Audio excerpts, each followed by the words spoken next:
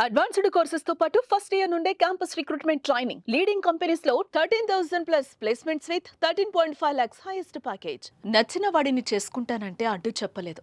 ప్రేమించిన వాడితో పెళ్లి చేసుకుని సంతోషంగా జీవించు అంటూ ఆశీర్వదించారు.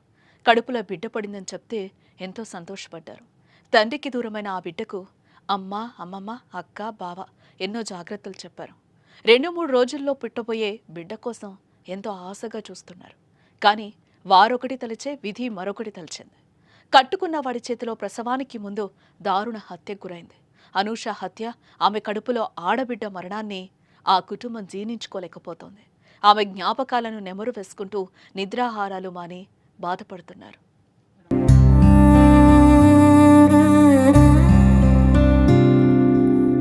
అనూష హత్య ఆమె కుటుంబాన్ని తీవ్ర దిగ్భ్రాంతికి గురిచేసింది.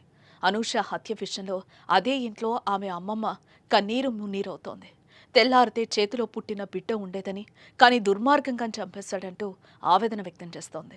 పట్టుకెళ్ళాడు కానీ నేను అలాగ అనుకోలేదండి. ఇలాంటి ఎదవైతే నేనే ఇంట్లో పడుకున్నాను, ఆ ఇంట్లోనే పడుకుందండి. లేకపోతే అమ్మ నేను ఇక్కడ పడుకోమ్మా అనుకున్నానండి.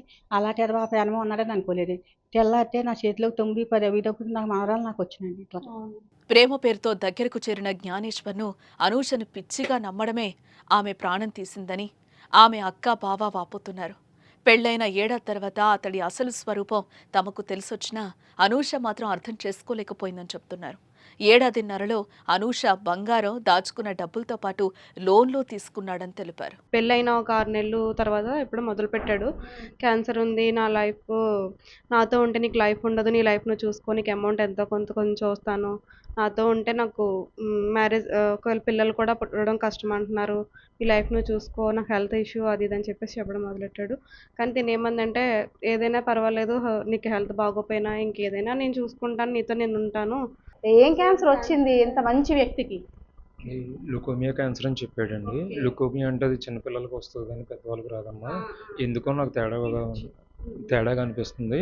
ఒకసారి నువ్వు కరెక్ట్గా ఆలోచించుకో. అదే సమ్ యాక్టింగ్ చేయడం, ఇంకా అలాగ ఒక 3 months 4 months చాలా గట్టిగానే ట్రై చేసాడండి తనైతే మాత్రం. అంటే ఇప్పుడు మనకి ఒకటి ఒకటి ఒకటి అనుకుంటే మనకి అవన్నీ ఉద్దేశపూర్వకంగానే ఉన్నాయనిపిస్తుంది కానండి, ఫస్ట్ నుంచి తను చేసుకుని వచ్చినవి ఏవి కూడా చాలా నమ్మశక్యంగా చేసేవాడండి. చాలా తెలివైనోడు. అంతా కూడా చాలా ప్రీ ప్లాన్డ్గా చేసుకుని వచ్చాడండి. తమ కుటుంబానికి జరిగిన దారుణం ఏ కుటుంబంలో జరగకూడదంటే జ్ఞానేశ్వర్ని కఠినంగా శిక్షించాలని డిమాండ్ చేస్తున్నారు.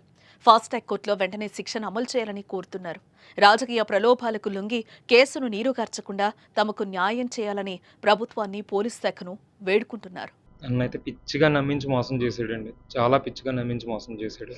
ఇలాంటి వ్యక్తులకి ఇమ్మీడియట్‌గా కావాలండి శిక్ష. అంటే ఎప్పుడో పలానాది దొరకాలి, అది రావాలి, ఇది చెయ్యాలి. అంటే ఎటువంటి పొలిటికల్ ఇదికి లోబడిపోకుండా ఖచ్చితంగా కనీసం ఇప్పటిదాకా జరిగినయి ఏమో మనం ఎదురుగుండా ఆడితో సమేతం ఒప్పుకున్న నిజమండి ఇది. ఇందులో అటో ఇటో మాట్లాడడానికో లేదంటే ఏదో మ్యానిపులేట్ చేయడానికి ఏమీ లేదండి. మీరు చూసింది, నేను చూసింది గత 4, 5 రోజులుగా మనం అందరం కూడా చూస్తున్నదే కళ్ళెదురుగుండానే. అతను ఒప్పుకున్న నిజమే కూడా కదండి. ఇమీడియట్‌గా ఫాస్ట్ ట్రాక్ కోర్ట్‌లో పెట్టి దీనికి ఖచ్చితంగా శిక్ష పడాలండి. ఏప్రిల్ 13వ తేదీ అర్ధరాత్రి దాటిన తర్వాత 8 నెలల గర్భిణి అనూషను జ్ఞానేశ్వర్ హత్య చేశాడు. 2.5 ఏళ్ల కిందట ఆమెను ప్రేమించి పెళ్లి చేసుకున్నాడు జ్ఞానేశ్వర్. పెళ్లి విషయం మాత్రం అతడి తల్లిదండ్రులకు చెప్పనేలేదు. ఈ క్రమంలోనే గత కొంతకాలంగా అనూషను వదిలించుకోవాలని భావిస్తున్నాడు జ్ఞానేశ్వర్. బిడ్డ పుడితే అనూషను వదిలించుకోవడం కుదరదనే ఉద్దేశంతోనే నిద్రలో ఉండగా గొంతు నులిమి చంపేశాడు. హత్య చేసినట్టు చెప్పకుండా అస్వస్థకు గురై చనిపోయినట్టు నమ్మించాడు.